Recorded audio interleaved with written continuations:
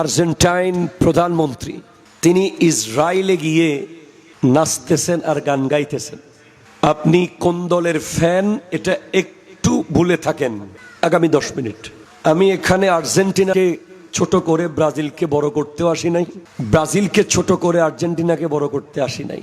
আমার মূল দায়িত্ব হলো তরুণ প্রজন্মের হৃদয়ে ইসলাম, মুসলমান, ঈমান এই শব্দগুলোকে জাগিয়ে রাখা।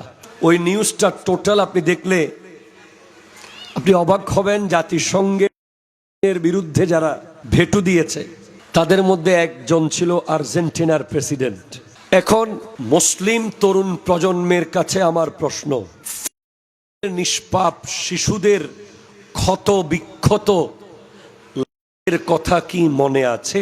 আমার সেকেন্ড প্রশ্ন হলো, বন্ধু কি আমাদের বন্ধু হতে পারে? আমার থার্ড প্রশ্ন, খেলা কি খেলার পর্যায়ে আছে নাকি চরম আসক্তিতে আজ আমরা নিজের অস্তিত্বকে ভুলতে বসেছি? এরপরের প্রশ্ন, এই আসরগুলো আমাদের ভেতরে জালিমদের বিরুদ্ধে কট্টরপন্থীতা নষ্ট করে দেওয়ার হাতিয়ার নয় কি? ঠিক কিনা জোরে বলেন। যেই দেশের একজন খেলোয়াড়ের বিরুদ্ধে এক লাইন কথা বললে আপনার কষ্ট হয়, সে দেশের বিরুদ্ধে আপনি যেতে পারবেন তো? জি পারবেন তো, মানে আমি বুঝাইতে পারিনি আপনাদেরকে। যেই দেশের একজন খেলোয়াড়ের বিরুদ্ধে কথা বললে আপনি রেগে যাচ্ছেন, সেই দেশের বিরুদ্ধে কথা বলার সময় আপনি মুসলমান হিসেবে ওই জায়গায় দাঁড়িয়ে থাকতে পারবেন কিনা? ঠিক কিনা জোরে কথা বলেন। প্রশ্ন। এরপরে আমি আরো বলেছি, মুসলমানের সকল শত্রুর বন্ধুরাও আমার শত্রু। আপনার শত্রু কিনা? আরো জোরে বলেন।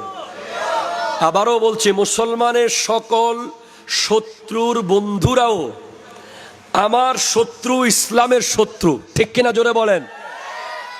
আমরা যেই দেশের পতাকা নিয়ে নাচতেছি, ওই দেশের প্রধানমন্ত্রী জন্মদিন পালন করতেছে।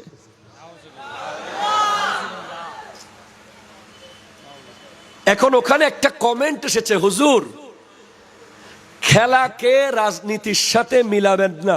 ঠিক আছে, ওকে, আমি রাজি। আমি খেলাকে হারাম বললে আপনি বলতেছেন হুজুর যেখানে সেখানে ফতোয়া দিবেন না। আমার প্রথম স্টেজ ছিল খেলা নিষিদ্ধ বা দেখবেন না, তখন আপনি এসে বলতেছেন কি হুজুর যেখানে সেখানে ফতোয়া দিয়েন না, খেলা নিয়ে ফতোয়াবাজি করিয়েন না। ঠিক আছে, করলাম না। এখন আমি আপনাকে কি বললাম? খেলাকে খেলার জায়গায় রাখেন, এটা নিয়ে অতিরিক্ত মাতামাতি করবেন না। এখন আপনি কি বললেন? হুজুর খেলা নিয়ে শুধু কি আপনাদের জলে আর কোনো বিষয় নাই? ঠিক আছে, তারপর আবার চুপ হয়ে গেলাম। এখন আমি দেখলাম যে আপনি যেই দলের পতাকা লাগিয়ে পুরো দেশ সাইলাপ করে ফেলেছেন, ওই দেশের প্রধানমন্ত্রী গিয়ে লক্ষ কোটি উপরে দাঁড়িয়ে গান গাচ্ছে। ঠিক কিনা জোরে বলেন না। এখন যখন আমি লিখলাম, আপনি আমাকে কমেন্টে কি লিখলেন যে হুজুর খেলা আর রাজনীতি মিলাবেন না। ঠিক আছে, মিলালাম না। খেলা খেলার জায়গায়, রাজনীতি রাজনীতির জায়গায়। তখন আমার আবার প্রশ্ন করতে মন চায়, ইরান ফুটবলারদেরকে আমেরিকায় 1 ঘন্টাও থাকতে দেওয়া হলো না কেন? যদি খেলা আর রাজনীতি এক না হয়, কেন অতীতের ইতিহাসগুলোতে আমরা দেখতেছি অমুক দলকে জিতানোর জন্য প্রধানমন্ত্রীর পক্ষ থেকে প্রোগ্রাম করে ওই দেশের বিপক্ষ দলের গুলিকে পানির ভিতরে বিষ দেওয়া হয়েছে? নিউজ দেখেন, আমি নাম বলতেছি না।